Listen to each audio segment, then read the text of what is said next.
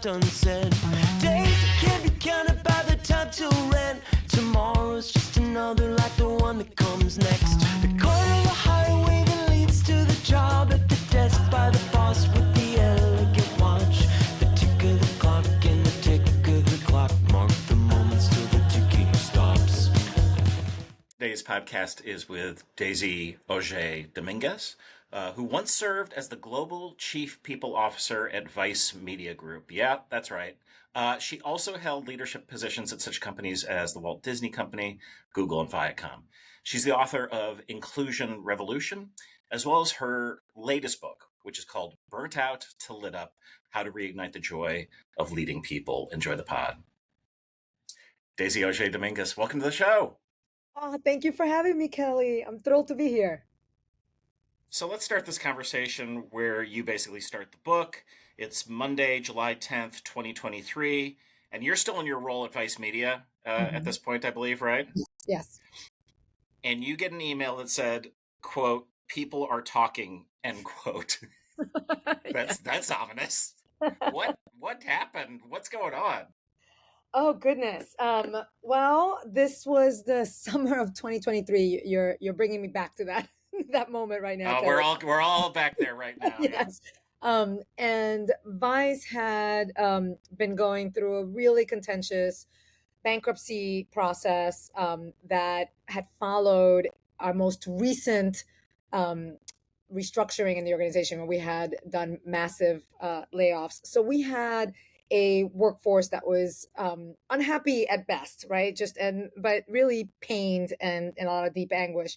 And as a company of content creators and journalists, the bankruptcy process was made even more complicated because every week, as information was released about the bankruptcy, our teams, our journalists, would just push it out there and tell the world everything that they were discovering as part of the bankruptcy and as part of the terrible corporate overlords in the organization. And that weekend, the reports would go out. All this was public facing information. It would go out on Sunday night, and Monday was usually when all the posting would happen.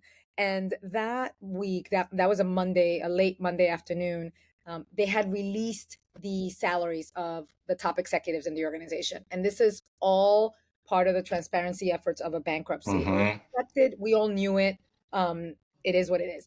And immediately, one of our journalists sent out back then it was Twitter, a tweet, essentially saying, I knew this company was awful and these executives were awful, but I didn't realize that they were this morally corrupt. And they made all this money right after we filed for bankruptcy and gave out bonuses. And he named 4 executives out of the 11 executives that were listed. He named 4 of them, 3 of whom were women and 1 of whom was me. And immediately after, and what he did was, gosh, I'm going back to these days, Kelly. I was like, I'm so sorry. It's okay. He sent out little images with the exact data, right? Like, this is how much money they made, bonuses, everything. And immediately, I'm telling you, within hours, Twitter just went bananas, and folks just started talking to each other, which is why that note went out from one of our comms leaders to let us know people are talking. We need to be prepared. But I did not realize the extent of it till the day after, when I started receiving hate email and tweets and all sorts of things.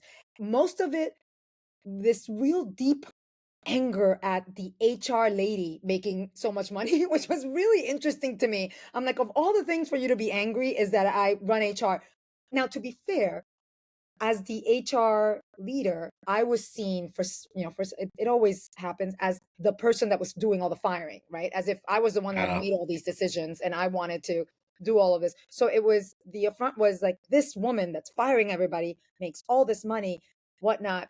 And there was never the sense of like, she's a human, she's a mother, like the things that you're saying are really disgusting, right? It was really, really painful and awful to read and to experience, to feel bombarded by it. I'm going to suggest that the HR person at Vice Media should be the highest paid person at Vice Media. I spent time there. I wasn't, to So be clear. yeah, no, I bet you weren't. But so a few years before you got there, Yeah. the music that bookends our show is by a band called Jukebox the Ghost, and Mhm. their management company was in the same building as Vice Media. And I remember I was like, let's take a trip over there, and I'm like, oh wow, there's a little bar set up in here, and there's like, I mean, it was wild. I Mhm. know people think that Second City might be like that, and yes, we have a bar, but that bar is open in the evening, not the day. At Vice Media, it was open during the day, and they are not a bar. So it's Oh, all there's day long. so much stuff. Yeah.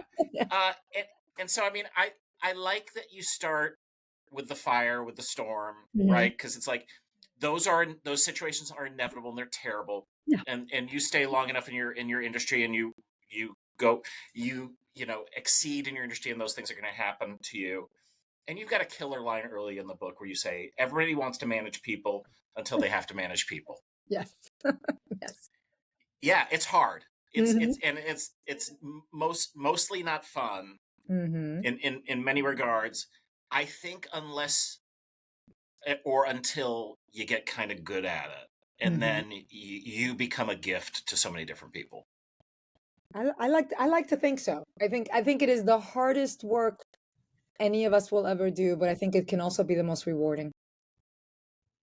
Yeah. You also say it's like a high wire act of care. Yeah. And what I Yeah. love about that is some of my closest friends are people who are so they're involved in the caregiving movement and the way we need to elevate caregivers and how we do the opposite in this country in so many regards because we don't pay them. Mhm. Um, and and I know this in terms of my relationship with like HR here, and I speak with a lot of groups around that. It's like I'm convinced that in the coming decade, HR is going to be the engine in most companies because with AI Mhm. and all of that robotics, Mhm. what we'll need to do is tap into the most human elements of That's performance right. and That's what make people go. And we're terrible at it. yes. Yes. We really are, and we keep on promoting people, and and we keep on sending people to these trainings that kind of take the humanity out of out of this work, and we keep on Yep. thrusting folks into situations that are untenable. And also, Kelly, I think part of the challenge of all of this was already hard work to do in the first place, but this is also the most messy, challenging time that any of us have ever experienced. And so a manager now doesn't just have to deliver on outcomes, right? They have to be cultural architects. They have to be change management experts. They have to be DEI specialists. They have to be influencers across meta communities, not just their own community. They have to do all of that while also managing a workforce that is increasingly exhausted, disengaged, and untrusting of leadership. It is really hard. Yeah. And there's this it's so interesting, right? Because there's been so many articles written about burnout, Yes, books yes. written about burnout, Hmm. and that hasn't seemed to convince corporate America that they should be paying attention to burnout. Right? It's really fascinating that you say that because I just read a report by care.com that essentially says burnout is quietly corroding our workplaces. And there's over two-thirds of employees say that they're at high risk of burnout, and fewer than half of the employers don't even recognize it. It is wild to me. Um, I did not know that burnout was going to have the moment that it's having right now when I wrote the book, to be fair. And in many ways I wrote it because I had been so deeply burnt out, and I needed to find answers to all of these questions that I had about this work. And I really do fundamentally believe that um, leadership in today's workplace needs to really focus on wellness and on how do we do this work better. But I didn't at that point, I didn't realize when I started doing the book that there was, as you say, so much research and so much information already about this work, right? I discovered it like many of us, like, oh, I just discovered this. And then I realized, oh no, there is a deep body of work around this. The World Health Organization diagnosed burnout as a workplace phenomenon in 2019. This was before the pandemic. So we were already heading in this direction. And academics, researchers have been, raising their hands and talking about this. And practitioners like me have been writing about it and authors. I mean, now almost every week I read a piece around burnout. And it is still wild to me that organizations are not putting into place practices to help reduce burnout. Forget about just reducing burnout, to help identify it. Yeah. Yeah. I was actually just on a call. So I'm with my co-authors. We're working on a follow-up to Yes and we were talking about one of the first chapters is going to be about being comfortable with discomfort, which is the whole improv thing, right? You Yes, have to I learn to do love that it. because everything is a first draft in public, right? Like Hmm. so, like if you're not comfortable with that level of failure, you need to be.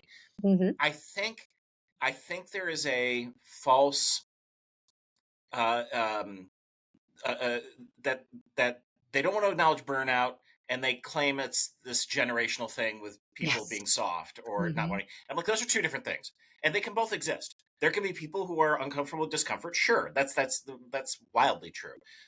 There are people who don't want to do work. Sure, that's wildly true. There is also trauma, grief, and burnout, which are Hmm. also true.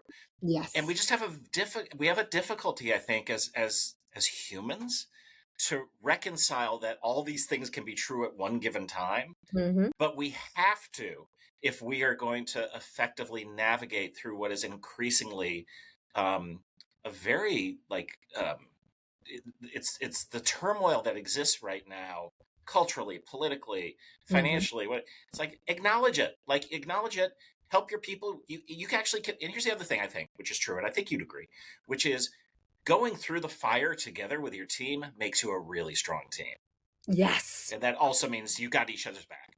That's right. That's right. You make it through, right? You're going through it and you are experiencing your vulnerability, your pain points, your humanity together. And there is no way, I will tell you this, having gone through this at Vice, some of the and having gone through this at Google, having gone through this at Disney, right? Like I've been through this over and over again at all these large and smaller organizations. And my teams, they've become my family, right? And we know Yeah. each other in ways that many of our best friends don't know us, quite frankly. And it keeps us tied together. There isn't a moment that I don't get, and I still do, and I'm so grateful of my team members calling me, and I've got this job. Can you help answer these questions? Do you know these people, right? Just and we have a shorthand with each other, and we have an affection and a care towards each other that came from going through that fire together and getting to the other side together. All right, let's talk about return to work. Um, Oh, my everyone's favorite this topic. is everyone's favorite topic. So I work, of course, at a live theater. So there is an element of our folks that absolutely are returning because you can't. We did comedy on Zoom. Guess what? Hmm. Not as interesting as comedy live at the Second City. We hold live classes, so there's all that element. But there's then a lot of people who figured out that they could do their work at home and be just as effective.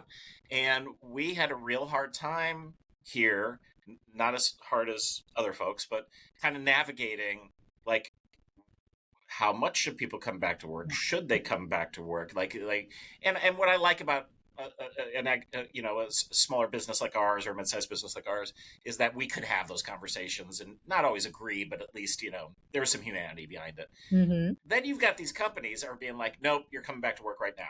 Yeah. Uh, I don't think they have any data to support that move, Hmm. right? Isn't that just Hmm. their sense that people should be there? Because somehow, if their people are there, they're working harder than where they were. Yeah, I call it holding on to old relics of performance and work, right? It's just it's Yeah. it's these assumptions that if people are in the office, they're going to work harder. And it really fundamentally, Kelly, comes down to control, right? It is about controlling the workforce in a way that has become outdated, right? Mm-hmm. Because if employees feel that their supervisors don't understand their motivations or don't care about the impact of return to office mandates on their lives, right? Their sense of autonomy, their sense of agency, and frankly, their ability to get work done, you will lose them, right? You will lose Mm-hmm. them either through attrition, or you will lose them because they will no longer trust and believe and be engaged in the workplace. But it is holding on to these old forms um, of what management looked like. It is also, frankly, there are companies that have invested a lot in real estate, and now they're stuck with these investments, and they're like, well, make it worth it, right? It is these old notions of, just, if people see me, and you see this right now, and you see it in all the Instagram memes or whatnot of, especially young people, like acting like they're busy, but they're not busy, right? And they're just, they're Mm-hmm. in that performative state, which, it's funny when you read it in a meme, but that is anger inducing, right? That is exhaustion inducing. That is disengagement inducing. And so it's having the alternate effect of what they're aiming for, because we have to redefine what performance and operational excellence looks like in today's day and age, with the advent of technology changes, and also the fact that the train has left the station. People have learned how to be productive outside of the workplace. And I will say this, I am the HR leader that asked teams to come back. And, Mm-hmm. it was the unenviable role of having to tell people to come back. And I believe that it was important for us to come back for culture and for engagement, and also for the shortcuts that you build in when you're in Mm-hmm. a physical space together. And I can go, what, this needs to be solved. And Kelly's right next to me. I was just like, Kelly, can you just do this? Versus having to schedule a call, on a chat for a Zoom, 3 hours later, right? There's a shortcut there. I believe that is important, but I don't believe we need to be in the office 5 days a week to do that, right? And I think it is about finding the right cadence and space. I'll never forget. This is one of my favorite stories. When we went back to Vice, I asked and did a little pleading with my team to all come back to the office, because I wanted us to be an example for other teams. As their HR teams, we needed to be there. And one day, my office, the way that it was structured, my office was really far from my team, which I hated. And so I would have to go all the way to the back of this big warehouse, to sit next to my team. And I went cubicle by cubicle and just started like chatting with everybody and going like, what's going on? Is there anything I can help you with? And in every cubicle, there was just one little thing, like, Daisy, I'm having a hard time with this, or Daisy, I can't push this initiative forward because such and such is not responding, whatever. And in every one, I'd be like, oh, they're not talking to you? Hold on a second. Let me pick up a phone, call them. I was like, answer this person's email. Okay. Do this job, do this. And by the time I got to the last person, it was one of our most junior team members. He looked up at me and he was just so cute. He's like, oh my God, that was so cool. And I was like, what? What? He's like, you just solved all these problems like in 10 minutes. That is so amazing. And it dawned on me that he had entered the workforce during COVID. He had Yeah. not had the experience of watching us and learning the way that perhaps I know for sure how I learned, which was watching people do the work, right? Watching Same. what worked and what didn't, right? How people negotiated access and alignment and influence. And I gave him that little tutorial in those 10 minutes without even trying.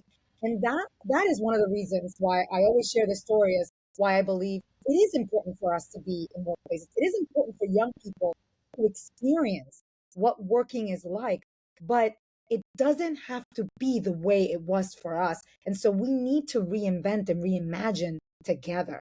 And that's where a lot of organizations are struggling right now. So I know you talk in the book quite a bit about your sort of love of humor. That's the sort of your one of your superpowers. You talk about my friends Jennifer Acker and Naomi Yes, Bagdanas and their book Humor Seriously. And we're my wife Ann and I are the origin story of that book at the very preface of that book. that's And amazing. And so I thought about this. You have a great line from the book, which I'm going to read in a moment. But I was at the show last night here because we're writing a new show at the Second City main stage. Of course, it is a very unique time to be creating comedy in America. Mm. And one of the things I was talking to Jen Ellison, who directed it. I said the second act is just spectacular, and I said you're balancing three things that I think are amazing. You've got this social, cultural, and political satire, which we need to do. We're Second City. You have deeply funny and silly material that allow people just to laugh, right? And the third thing that she has, a sense of individual and collective rage. Oh, And it is oof. palpable. And you talk about a senior manager on your team who confessed, I rage wrote that plan. Oh, totally. That's what and I really liked that. And I didn't know what context I was going to talk to you about. And I'm like, I think it's that. I think it's like there can be positive rage. There can be negative rage. Maybe there's neutral rage. I don't know if there is. But for me, this was appropriate rage in the show. Yeah. Mm-hmm. It is. And I'll never forget that. And I use it to introduce one of the chapters. And I talk about the heaviness that I felt when she said that to me. And by the way, she's read the book and she was so proud to be in that chapter. And I tease her. I was like, "Oh, you're in many others, but you may not see yourself because I didn't say your name." But she was so proud of it, and she said, "I remember that day." She was 8 months pregnant, and Oh, wow. this was during the restructuring. She was one of my strongest players, the person that that our technical expert, right? Like there was none of what I was asking her to do I could take from her, because she was the only person that could do that. And I remember when I just went to her with with deep empathy and said, "Oh goodness, like thank you so much, it's fantastic, whatnot." And she just looked at me on video. This is on video, and she's like, "I rage wrote that plan." I was like, I just went through it, and I was like, "Well, rage worked in this moment." I was like, "You delivered some of your best work." But then it was the second piece to that was, gosh, but the weight of having to expend all of that energy and and somewhat negative, right, positive and negative energy. I just felt so guilty that I was making this human that was making another human go through Yeah. rage writing and rage answering and rage all the things, because that was the only emotion she could, that was not the only, that was the closest emotion that she could hold on to, and it's what she drove it. She sure did. But this is what I love about the book and the tenor of it, really, and it's also the things you write about, which is like we put up this fake door that's called work, Mm-hmm. and somehow we're a different human when we come in. Somehow we have to act like not pay attention to certain aspects of who we are. And I'm not saying you show up to work in your pajamas. That's not what I'm saying. But I am saying that it is all the things that make us who we are, Mm-hmm. all the things that we devise and learn through the human experience are usable in all aspects of the human experience, work, Yes. home, otherwise. Mm-hmm. And like if we can figure out how to sort of sway through all that, like Mm-hmm. that, I think we have an opportunity to succeed. I think when you have to cover, and I mean, this way better than I do. I'm Ah, a straight white man in corporate culture. I did not have to cover in the same ways. mm-hmm. That becomes this insidious thing that got us to this point, Mm-hmm. Mm-hmm. and continues to get us to this point. Right? This ain't solved. We do not live in a post-racial America. Thank you, Obama years. Like it's that was never true. Mm-hmm. So I'm just sort of curious in terms of like, because you don't back down on anything, but you also don't back down on your hope. Oh gosh, no. Absolutely. I mean, I come from a people that survived based on hope, right? My father's Dominican, my mother's Puerto Rican. My parents were teenagers when I was born, and I had the tremendous gift that my grandparents offered to raise me, and they raised me in the Dominican Republic. And these were two two wonderful humans who had survived a brutal dictatorship, who have survived extreme poverty, and still lived on hope, right? And they lived on hope through us, through their children, through the family that they were building. And so who am I to give up on hope, right? I have had it Mm. extremely good compared to them. Yes, I have suffered the indignities of being a woman of color in corporate workplaces, and I have been sidelined and marginalized. I have all of that.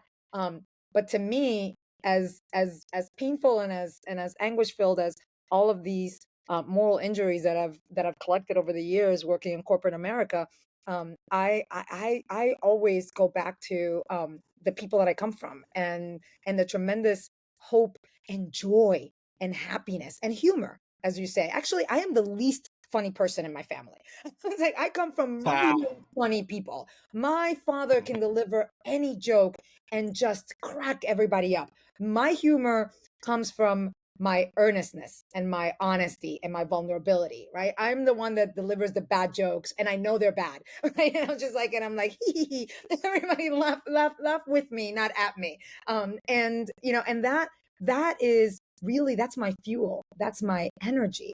And it took me a very long time, Kelly, to find my voice. And not just because we talk often about finding your voice, but to me it was finding the Yeah. courage to use it, right? It's the courage to Mhm. use my voice, to show up as my full self. That's what changed everything for me. And once you go to the other side of that, you don't go back. Like this has been my freedom in many ways.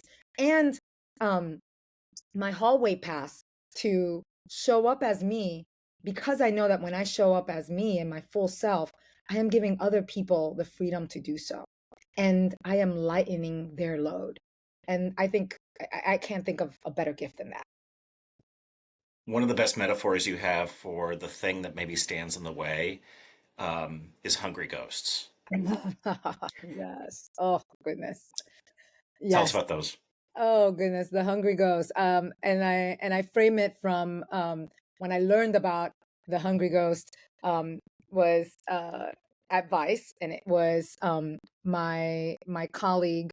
We were complaining. We would as we often would complain about what was happening in workplaces and leaders that we were carrying. And she just paused and she said, she's like, Daisy, these are the hungry ghosts at work. And I was like, what are these? Who do you speak of? What are you talking about? And little did I know that the hungry ghost, it's a Buddhist story. It comes from a Buddhist story, and it's a concept from Asian cultures that describes these beings that are these. They have these unending desires, right? And if you ever see an image, I don't know if you've ever seen an image of it, but it's like these ugly little animals with like big bellies because Yep. they're ghosts, right? They tend to have like these long thin necks and like really swollen bellies, because that's the what's described as like this perpetual dissatisfaction, right? They're just greedy, greedy, greedy, and they want more and more. And she was using that as a metaphor for everybody being greedy around us, wanting more and more and more at work, and never being able to satisfy that. And it was this aha moment for me, because that I reminded me of like the tricks that people play on you when they're constantly trying to beg and demand your attention and your energy and your sense of self. That is what many of us experience in the workplace. And it was really what reminded me to pause and think about, okay, what are the hungry ghosts in my life? And they're not just my team members who are demanding and asking for more from me. It is also me, right? It is how I have grown up thinking about success and ambition and what it takes. And I've let the hungry ghosts take over me. And so how do I release these hungry ghosts? What does it look like to stop feeding the bad ghosts and start feeding the goodness and the energy that I need to show up as my best self.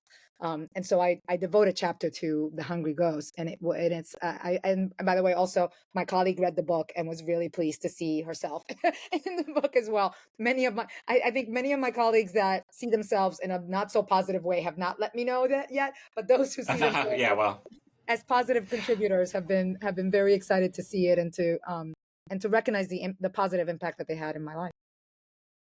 I'm gonna suggest to you that the people who you're talking about who haven't contacted you is because they don't see themselves in the book, and that's the problem. Oh, that could also be true. Yes, you're Yeah. right. All right. So I get hit up by publicists, probably between 15 to 25 pitches a week for people to come on the podcast with their books. Mhm. And there's a phenomenon that I have not figured out a name for, but it's the book that was written about DEI Mm. that now they're trying to thread the needle to somehow talk about it, given the fact that we have a government that says you can't talk about it. Yeah. Yes. Which they can't really say via the Constitution to private business. Thank Mhm. you, small government. Mhm. But they're saying it.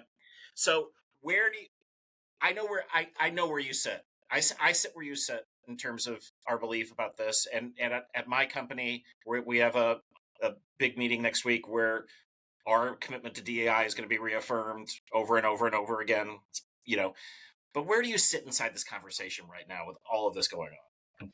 Oh goodness. Eh, First of all, I'll say this has been the my body of work for so long, and I know, and I'm doing a lot of coaching and consulting in this space right now, holding space for leaders who are seeing decades of their body of work being just diminished within weeks, and it is really painful. In the conversations I'm having, I'm focusing on what does it look like to build a future ready workplace, right? A company that or an organization where people want to work for, where people feel seen, when people who are different from each other are brought together, and are able to collaborate and communicate and get their work done really well. Because when you say you're no longer doing DEI, what does that actually mean? What does it mean about who you were just a few weeks before and why this work was important then? What has changed? And for most organizations, nothing has changed other than the fear of retribution.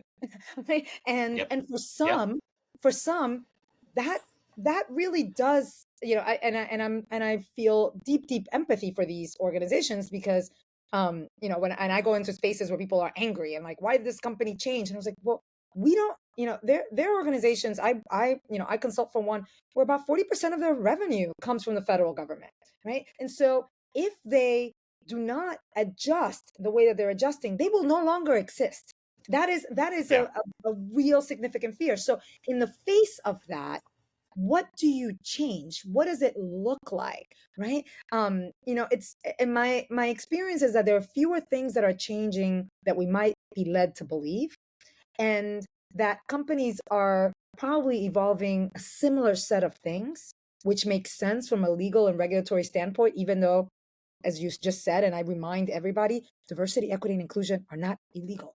Right? Like these words are not illegal. No. We can still say these things, but I understand where that anxiety comes from. And so, how do we focus on the core practices that continue to work in service of fairness, right?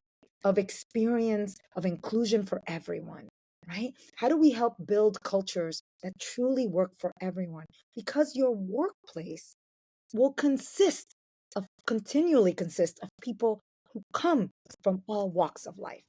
And that is, to be clear, a culture for everyone isn't an identity agnostic culture, right? It's a culture that recognizes that if we want to create a great place for everyone to work, we need to ask ourselves, for whom are we not doing that today? And then we need to solve and address those gaps. That's the work that continues, Kelly. That's the work that remains necessary for organizations to endure.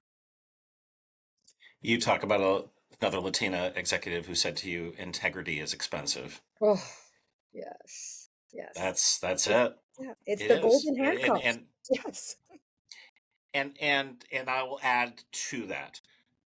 Nothing worthwhile comes easy, Hmm.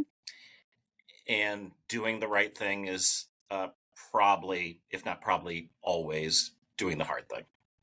Oh, you're absolutely right. And it is possible. And I think that for some of us, we have lost the art of possibility in these moments, because that is what this moment and this push is that's what it wants, right? It wants us to believe that we are powerless, that we cannot continue this good work in, as we have um perhaps not just been talking about, but really believing in. I cut my teeth doing this work, and it wasn't even called a DEI back then, right? But that was my bridge to leadership and to understanding how do we inform and strengthen each other in the best ways. And I think this work continues, and it's not going to be comfortable, and is not.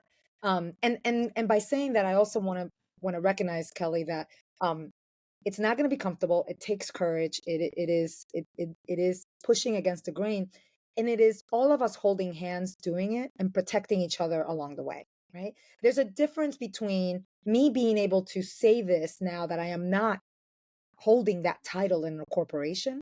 I can say a Yeah. lot of things that I can say in support and in protection of those that can't say it because they're desperately trying to keep their seats right now so they can continue the work. And I recognize that because I've been there. And so I am using my space and what privilege and power I have to be able to support that. And I think all of us, you as a white man, your Hmm. colleagues, friends, every one of us has a role to play. And now is the time to play it. Yeah, we don't do it alone. We Mhm. never have. Yeah. So, Never, never. all So, right. In a moment, I'm going to ask you for a yes and story. But before we do okay. that, we have a concept. We create our shows in front of an audience. And so we're often in a position, because it's like it's in process, it's not done, it's not polished at that we want a good enough show. We need a good enough show. You have this wonderful guide to mediocrity, which is this it's the same thing. Yep. So can you talk to us a little bit about, because like you I don't know how you got there. We I got there a long while ago because I saw there's a 12-week period we're putting up a show, and there's going to be a period where that's like you gotta you gotta protect some stuff that it may completely go off the rails and fail, and you don't know until it gets up there. So how do you do that? We figured out a way to do a good enough show, Yep. and Yep. I think that's the same thing you're saying. Yeah, and it took me a really long time to get there, because like many other, rising executives, and I would say, and I speak about this often in the book, and also as a woman and a woman of color, right? The narrative, the pressure is to be perfect, right? To, work harder than everybody else, because I know that I have to work twice as hard to get half as far, right? Like all of these stories and narratives and painful experiences um, really release us from being able to give breath and space to things. And for me, it was during the pandemic out of necessity. It was recognizing I cannot be all things to everyone. So I'm just going to show up as best I can today. And then over time, I started realizing, and I'm sure you've heard my good friend Reshma Sajani has uses the expression of like I wish I could just walk this earth like a mediocre white man, right, and just walk Yep. around without without the burdens of having to be excellent and to be perfect. And so I married the two, and I said, was like, what would it look like to be strategically mediocre, right? Like just like because even at my most mediocre self, I'm still performing at a higher level than a lot of people around me, but I'm putting less pressure on myself. I am being kinder to myself. I am being lighter. And it was, and the story that I share in the book was when, in a moment of, truth telling to one of my team members who was struggling and trying to figure out how to manage it all, I just said, here's what I tell myself some days: I am going to be mediocre today. And it's not about underperforming, right? It's not about keeping your eye off the ball. It's about learning how to dance with the balls that we're balancing all the time differently, right? And it's about easing the pressure on ourselves to be these things that we can never be. And doing that and giving permission to my team to do that was like a breath of fresh air. We always end the podcast asking our guests for a yes and story, a time in their life where Mhm. they normally would have said no, but instead they Yeah. said yes and. Do you have a story for us? Yeah, the first story I can think of was I was at Disney. I had moved my 4-year-old daughter and my husband across country from New York to run the DEI function for what was then the Disney ABC television group. And about 3 or 4 months into my role there, our head of talent acquisition announced that he was leaving. And this was around the time that everybody was going to tech. This was before I went to tech. And I remember walking into my boss's office. He was the head of HR. And I said, hey, I need a really strong head of talent acquisition to do this job because most people don't even want to hear me when I come into the room. But if I come in with our head of TA, everybody has to recruit. Everybody wants to do this work. And so please let me know how I can help you. And he looked at me and said, well, why don't you do it? And I was like, what? He's like, you've done recruitment before. He's like, why don't you run both functions? Um, and and I said, let me think about it. But my first thought, Kelly, was hell no. I am not taking two jobs. I am still catching up on I'm still learning how to drive around LA, right? I'm just I'm still learning how to figure out how to see my daughter before she goes to bed, right? My daughter was 4, going to bed really early. I'm still figuring out all these things. And I called I never forget on my ride back home from Burbank to South Pasadena. I called my best friend here in New York. That was when we used to be able to catch up. And I told her what happened. And she paused and she said, give me a break, Daisy. You just moved your family across the country to a role that was destined for you. And now you're going to start saying no. Wow. And that was the reminder where I was like, who am I to say no to this? And then I walked in the next morning, and the first thing I did was go into my boss's office, and I just said yes. And he looked at me with a big smile, and he's like, "What took you so long?" And that was the best thing Uh, I said. I love it. The book is called Burnt Out to Lit Up: How to Reignite the Joy of Leading People. Daisy, thank you so much for coming on the pod. Oh, thank you so much for having me, Kelly. I appreciate you.